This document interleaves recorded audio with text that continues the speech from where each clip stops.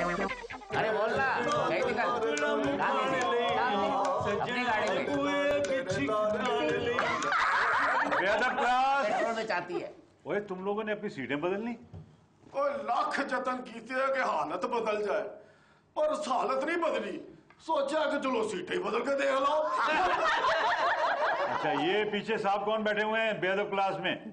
Sir जी, इसका ताल्लुक world bank से है। ये बोलता नहीं है, सिर्फ चेक करता है। Thank you sir, thank you, बहुत शुक्रिया आपका। तशरीफ रखें। बेअदब क्लास स्टैंड अप। देख उस्ताद, मैं तेरे को एक बात बोलूं, मेरे कहने सही से बोल दे। ये हमें कब तक खड़ा रखेगा है? अब जाने भी देना। कहाँ जाने दूं? कहाँ जाना चाहते हो? कहीं भी जाने दो, कम से कम बाहर ही जाने दो इस क्लास से। बाहर जाने का अब तुम सोचो भी नहीं। तुम सब इसी क्लास में रहोगे, इसी हालत में। सर जी, आखिर हम कब तक इस हालत में यहीं रहेंगे? जब तक तुम अपने पैरों पर खड़े नहीं हो जाते। और पिछले 62 सालों से हम अपने पैरों के सहारे ही तो खड़े हैं। अपने पैरों के नहीं, गैरों के सहारे खड़े हो। अच्छा ये बताओ, जो कुछ मैंने पिछले हफ्ते बताया था, तुम में से किस किस ने उसकी कॉपी की है? वो खस्ताकुल सर जी। तुमने कॉपी नहीं किया? नहीं जी। क्यों जी? वो जी हमारे पास किराया नहीं था, हम कॉपी कैसे करते जी? कॉपी करने से किराए का क्या ताल्लुक? ओ भाई, वो एक कैसे टीचर है वो भाई, कॉपी करने का वास्ते चीन जाना पड़ती है। उधर हर चीज को बहु नकल हो जाता है। मेरे पास कॉपी करने का किराया होता तो चीन जाता नहीं। पेंडू, तुम बता सकते हो कि ज्यादा आबादी के फायदे और नुकसानात क्या हैं? नहीं भाई। क्यों भाई? हम मेरी बीवी ने बताने से मना किया हुआ है। वो कह रही है कि बताना मास्टर का काम होता है, वो किस चीज की तनख्वाह लेता है। मैं बताऊं सर जी? हाँ तुम बोलो। सर जी, ज्यादा आबादी वाले मुल्क बगैर रॉकेट के चांद पे पहुंच सकते हैं। ज्यादा आबादी वाले रॉकेट के बगैर चांद पे पहुंच सकते हैं? वो कैसे भाई? एक दूसरे के कंधों पे खड़े होकर। खामोश।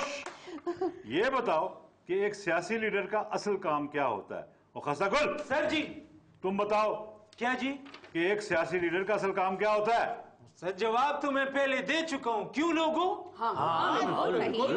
जवाब। ओए ओए, इसने जवाब कहाँ दिया है? झूठ बोलता है। जवाब तो तुमने खुद ही दे दिया उस्ताद। सियासी लीडर झूठ ही तो बोलता है। ओए पप्पू, तुम कौन हो और बेअदब क्लास में क्या कर रहे हो? हाय उस्ताद, तुमने मुझे नहीं पहचाना? नहीं, कौन हो तुम? मैं वही हूँ जो पिछली बार भी था। कहाँ थे तुम पिछली बार? जुबानी सुनाऊं या लिखकर? जुबानी सुना दो।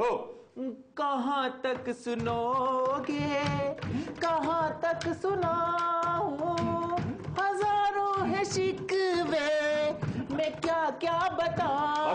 बस दफा करो। अपना नाम बताओ, क्या नाम है तुम्हारा? मैं बता दो उस्ताद, मैं बता देता हूँ। इसका नाम इसके माँ बाप ने रखा था इकराम, लेकिन हम जैसे लोग इसे प्यार से गुलफाम कहते हैं। जब कोई प्यार से बुलाएगा तुमको गुलफाम याद आएगा। बस खामोश। तुम में से कोई ये बताया कि हमारे यहाँ ऐसा कौन है जिसकी अब कोई नहीं सुनता? खस्ताकुल सर जी। तुम बताओ। ओ जी, हमारा चाचा। इसका कोई नहीं सुनता जी। क्यों? वो बोलेगा तो कोई सुनेगा ना सर। वो बोलता क्यों नहीं? क्या गूंगा है? वो सर जी, वो गूंगा नहीं है, वो मर चुकी है, तो बोलेगा कैसे? मरहूम।